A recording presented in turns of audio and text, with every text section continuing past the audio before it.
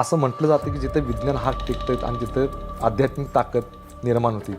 बाळू मामा नक्की कोण होते? देव हा कधीही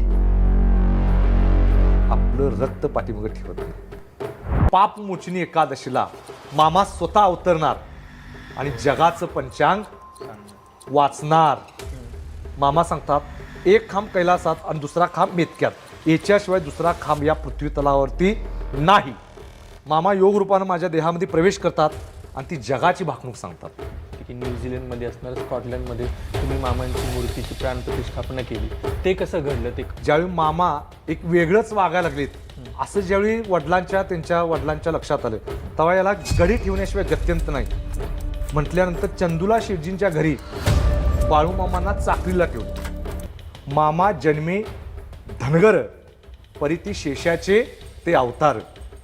तुमचं आणि बाळूमामांचं नातं काय होतं आणि तुमचा त्यांच्याशी कसा कनेक्ट आला? तुम्हाला कधी बाळूमामांची प्रचिती आली? आणि ज्या बॅगेमध्ये मामा होते मूर्ती होती ती बॅग मिसिंग झाली.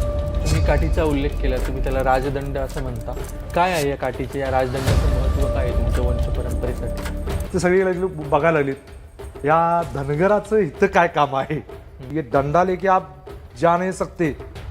मी म्हटलं असं नाही चालत. म्हटलं ही काठी आहे तर मी आहे, ही घुंगडा आहे तर मी आहे, ही भंडाऱ्याची पिशवी आहे तर मी आहे, याच्याशिवाय माझं अस्तित्व शून्य आहे. एखाद्याच्या आयुष्यामध्ये सततच काही ना काहीतरी विघ्न येत असतात, तर ते इंट्युशन्स कसे समजायचे?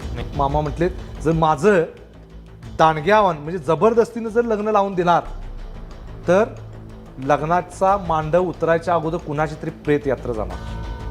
म्हणजे भक्तांना दक्षिणा देणारा पहिला देव कोण असेल तर बाळूमामा होऊया.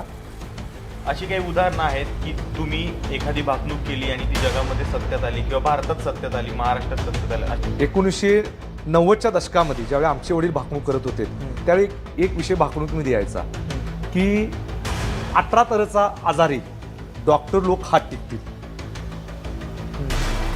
गावोगावी कुलप पडतील. लोक भाकणूक झाल्या